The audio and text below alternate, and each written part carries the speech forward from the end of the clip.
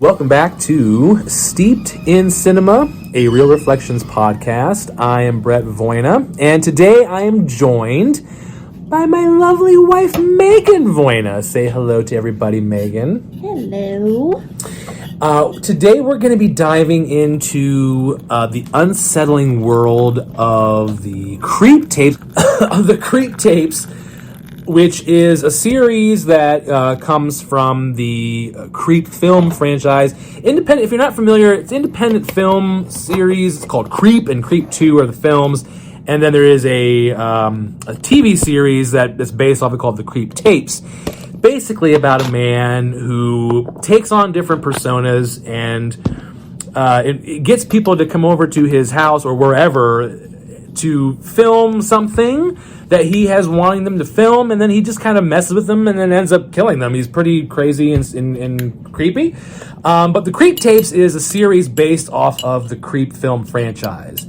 And fittingly, we are going to be sipping on some tea that also changes its appearance.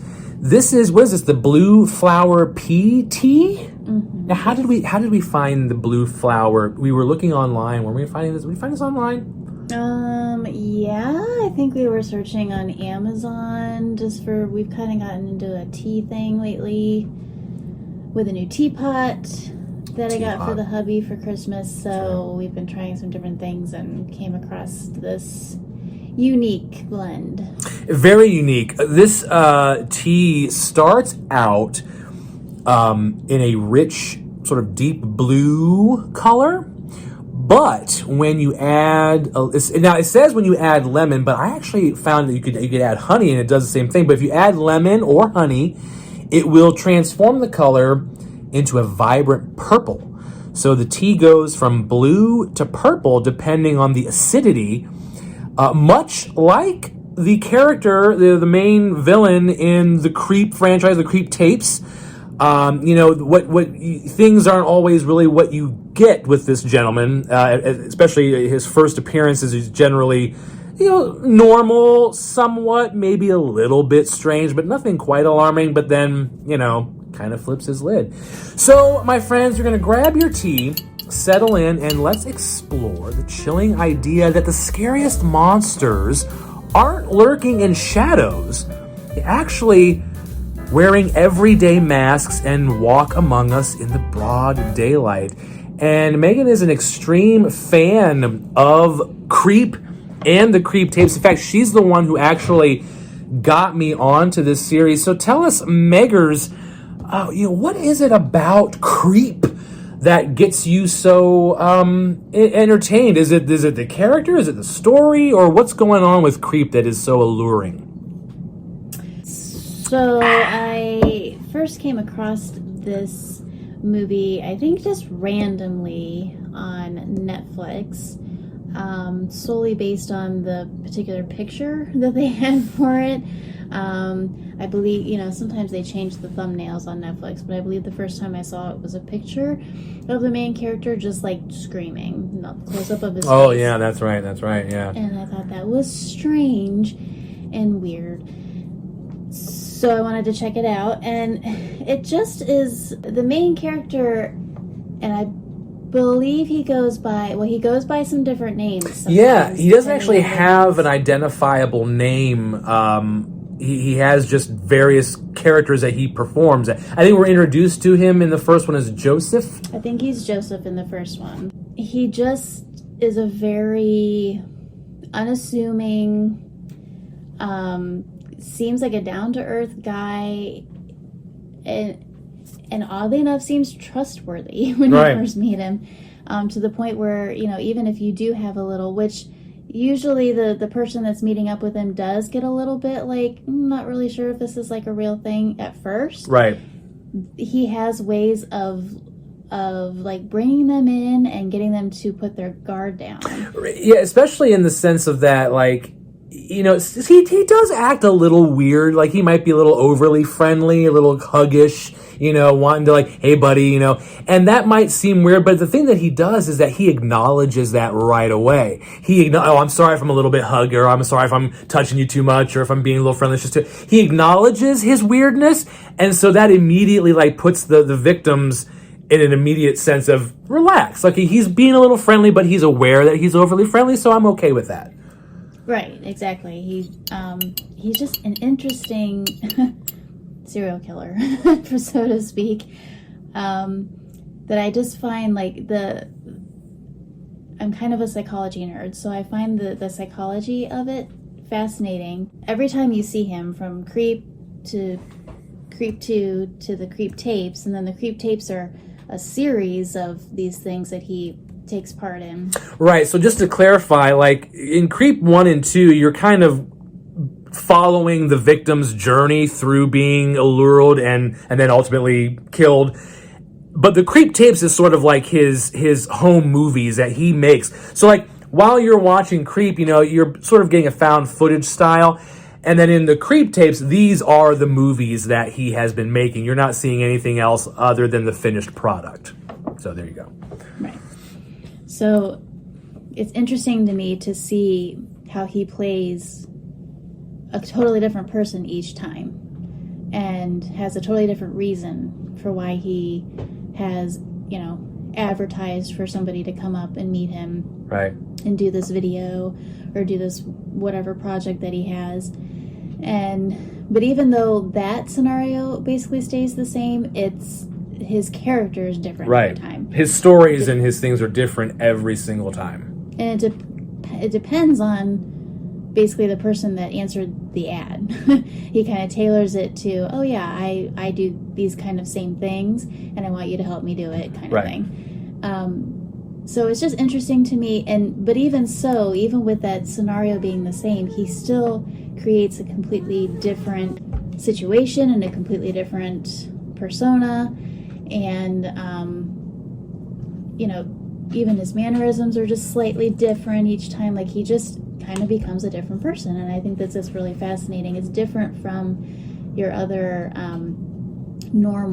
not normal, but your normal serial killers. Your other classic serial killers, I guess I want to say. He's not just like, this is the guy and this is what he does. He changes it up every time. It's like, in most films that are like that, the killer is always outside of the situation. Whether it's take something like everyone knows, like Ghostface, for example. He's outside of the situation and taunting people and scaring people, and you don't ever really know who that person is until the very end of the film. Whereas in Creep, they're having a conversation with this man, they're eating with him, they're filming with him, they're laughing with him, getting into hot tubs with him. They're like, you get to know, you talk to him, and you get to feel something. You establish a relationship with this killer, then he just flips. Like, it's a totally different situation, and like you said, in every single time that he meets someone, it's a completely different situation. Sometimes he's a very dominant character. Sometimes he's more passive. Sometimes in the Creep tapes, you see him being an actor, luring people in, and other times he's a skydiver and a bird watcher. Like, he's just all these different characters every single time. And I think the most unsettling thing about the Creep tapes in particular is how it plays with the idea of normalcy. Again, this main character presents himself as these harmless, awkward, lonely, maybe a little strange, but ultimately harmless. He's performing a version of himself that seems familiar and relatable. And I think that's what's so terrifying, is because in reality, he's hiding something. And we see this trope in horror a lot. Characters who seem normal at first, only to reveal their true selves. Think about Patrick Bateman in American Psycho, or even Norman Bates. They wear a mask of normalcy to blend in, but underneath those masks, they're monsters. Kind of like this tea that we're drinking today. There's a transformation happening beneath the surface of this tea. It starts out one color, one way, but then just a small little change, a squeeze of lemon, a drop of honey, and it becomes something entirely different. And the same can be said for the character in the Creep franchise, the Creep tapes, is that just one small, and we see that a lot when he's talking to his victims. For example, he'll ask them, well, what did you think about this scene we just made? And they'll say, yeah, it was good. And then there'll be like a weird, long, awkward pause, like he doesn't believe what they've just said. And he'll say, you're just telling me what I want to hear. Just a one quick little push, and now we see a completely different character. You know what I'm saying? Yeah, no, I agree with that, and I think that's why it's so fascinating to me. It's because you're watching something different, wondering what he's going to do this time, or what's going to set him off this time, what's going to make the change occur, and what's gonna happen. It keeps you on your toes, and it's just a different way to tell a very similar story. We have millions of versions of serial killer type horror movies, but this is just kind of flipped it on its end and just made it totally different. It's interesting that you say that we have a million different serial killers, and we have a million different serial killers, and they all put on their mask when they become this killer or this thing, and we don't know their true identity. And I think that in this particular film, he does have a mask. He does have a wolf mask, and when he puts on the wolf mask, it's like a different character he calls Peach Fuzz. But I don't see that mask as being a way to hide who he is. I view that mask in this franchise as this is a revelation of who he is. The mask is him showing his true self rather than it being a way to hide who he is. You get what I'm saying? Yeah, and there's a lot that comes out of the whole Peach Fuzz thing, and I don't want to say too much because I think that we want to I want to keep some. Spoilers. I don't want to do not too many. There might be some spoilers, but not too many. When it comes to the Creep tapes, and that's the most recent, in the series, there's some things you learn about Peach Fuzz within that. Like, again, I don't want to kind of go into detail on that, but there are some things that suggest why Peach Fuzz is a thing, and where he kind of came from. And like Brett said, it's kind of it's like, I don't know, it's almost like his alter ego in some way. And you kind of sort of learn, like I said, you learn some things about why Peach Fuzz is a thing for him. And I kind of liken it to, okay, so he's this wolf. Peach Fuzz is this wolf. He's an animal. Yeah. And whenever he gets set off, whatever upsets him to the point where he's now ready to, do his kill kind of thing, that's when Peach Fuzz comes out. And so to me, that kind of represented, the fact that ultimately all human beings, we're just animals. We're all kind of born, just without really knowing necessarily good or necessarily bad, or we're just born with instincts, just like an animal. And through learning and growing and developing, we either learn the right things to do and the right things that make us, human beings versus animals, or we go this other way, where you have people like Peach Fuzz who prefer to act more on instinct and to satisfy those kind of urges and things like that. And I think that's another reason why I find him so fascinating, is because he can go back and forth. He's not just a serial killer. Can be a normal guy. And then he goes into his animal alter ego. And I think that that's just an interesting play on the usual psychosis, I guess, of serial killers. Do you think that Peach Fuzz is capable of acting normal as we would know it, or is his version of normal just simply a performance? Is he just mimicking what normal is in order to allure his victims, because specifically in the creep tapes, and again, as you mentioned, not wanting to get too revealing of plots, but there is an episode that does give a little bit of his sort of his grounded foundation of his past, and seeing sort of how that life was. Do you think that he is capable of acting normal, considering, for example, how he acted when his mom had a boyfriend? Mm-hmm. So do you think that he is capable of processing normal emotion, or is his version of it simply what he's learned and mimicking? Because my question would be, in a normal life, if he had a relationship that maybe his heart got broken, or maybe the other person decided they didn't want to be in a relationship with him, would he know how to handle that emotion maturely, or would Peach Fuzz once again emerge instinctively, as you put it? I mean, that's an interesting, I don't know, that's an interesting thought. I guess, can't really know for sure, but I feel like the fact that he is a serial killer and that he acts on those urges, to me suggests that, yeah, maybe Peach Fuzz is his real self. Maybe that is really how he processes emotions, is as the animal. Then that's why he does what he does. And so maybe you're right. Maybe the alter ego, as I said before, is not really Peach Fuzz, but it's actually Joseph. Or Aaron, or whoever, yeah. Because he has so many different people that he is throughout this series. So I mean, he's a different person in every single episode of the series. He has a different persona. Right. And it's to the point where, I mean, obviously we as the viewers know that it's the same guy. Right. But it's to the point where even though you've watched him do this several times after, when you've gone through both movies and the creep tapes, you've seen this go on and on and on several times. It still is to the point where it's interesting because he's so different. Right.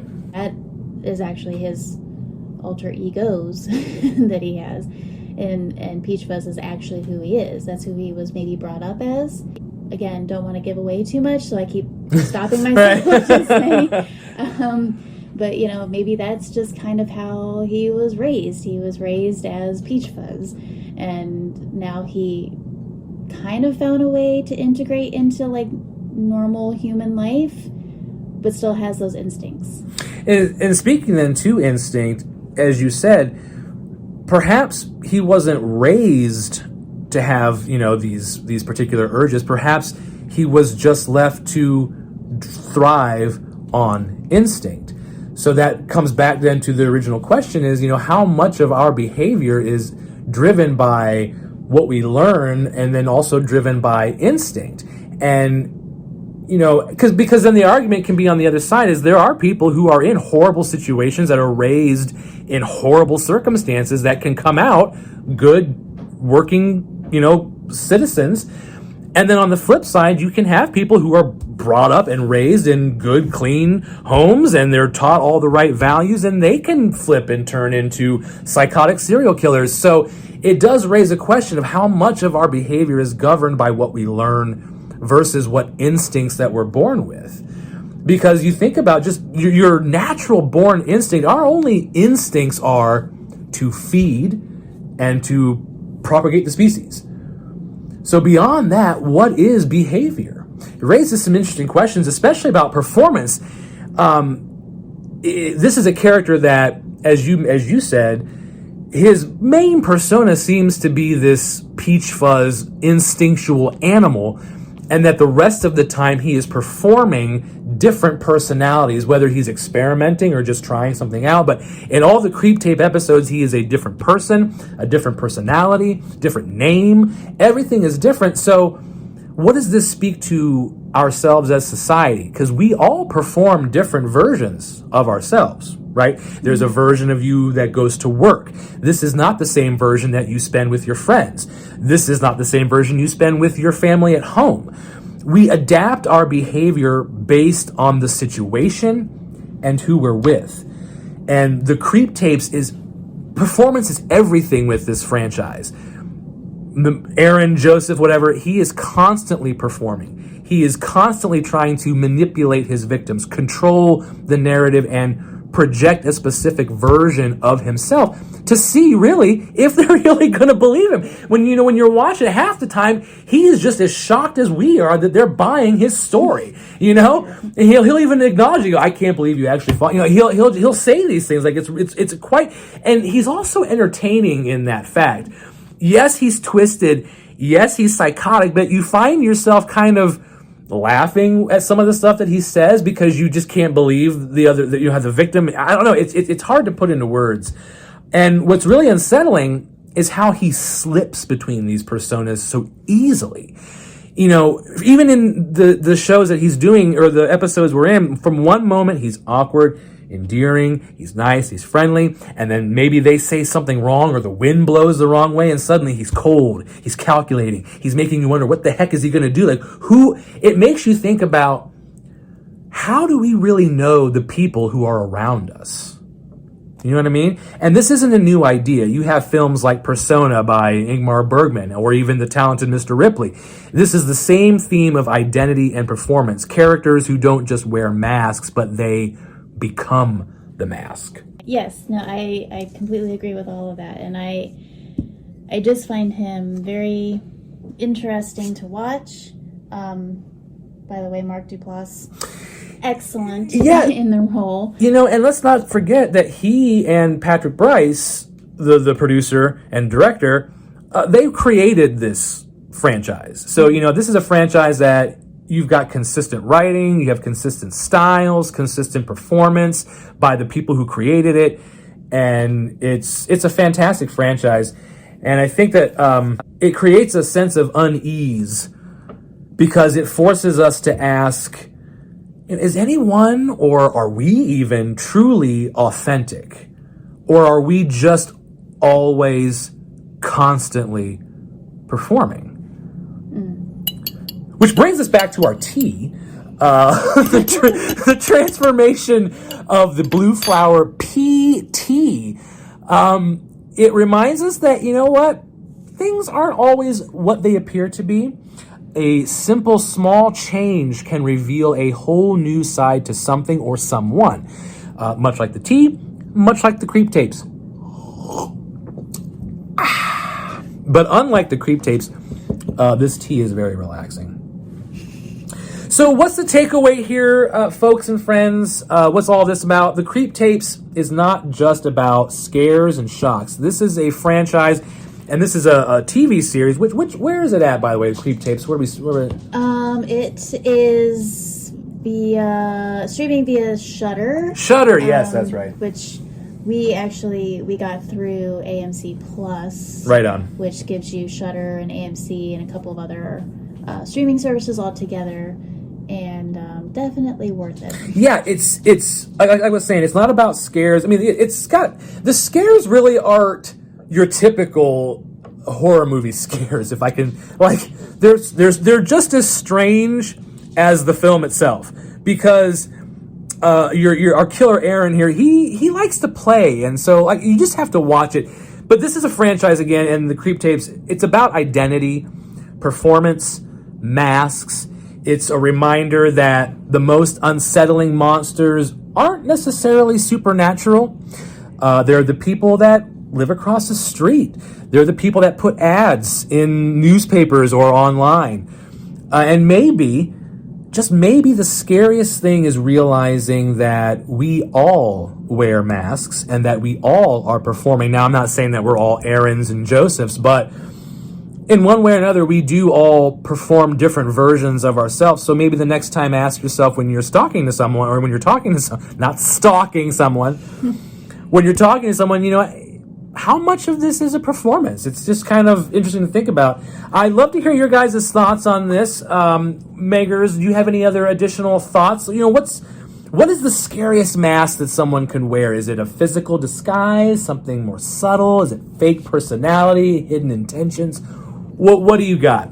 Any last thoughts? To me, I think what brings me back to this franchise kind of over and over, and why I find it to be very rewatchable, is because I do find different personality type situations and the psychology behind it to be incredibly fascinating, and I do find that to be more terrifying than, a guy in a hockey mask, honestly. Hey, now. Sorry. Come on, it's a low blow. Well, listen, I love Jason, I love Michael, I love Freddy. They're great, but quite honestly, they don't really scare me because, okay, like it's just They're not. fun. They're fun, but to me, true horror is a psychological horror. And true horror is thinking, just as Brett had said, that somebody that's standing right in front of you is not the person that's standing right in front of you. And we don't really know when people are being genuine. And I think, especially in today's world and in today's society, that's pretty prevalent. And so I find that to be more unsettling and more disturbing than your typical slasher serial killer guy, because this is just a guy, and that's super creepy. And I mean, and he's a person that puts out these ads and things in a way that any person, they're just ads for, YouTube filmers or craft makers or bird watchers. Any person could become susceptible to this, and I think that is what's scary, is that these aren't people that are, breaking the rules of society, and they're not criminals, and he's not a vigilante. These are just regular people, man, and they just fall into a wrong situation, and then I think that's just what it is. It could happen really to anyone. So that is the Creep Tapes. So guys, if you enjoyed today's episode, don't forget to subscribe to Steeped in Cinema wherever you listen to podcasts. And if you want some more exclusive content, check out the articles on my Substack account for more deep dives into movies, movie reviews, and the cultural impact movies have on us as a society. Thank you so much for joining me and Megan for another cup of tea and a thoughtful film discussion. And until next time, my friends, keep steeping your mind in great cinema. Cheers.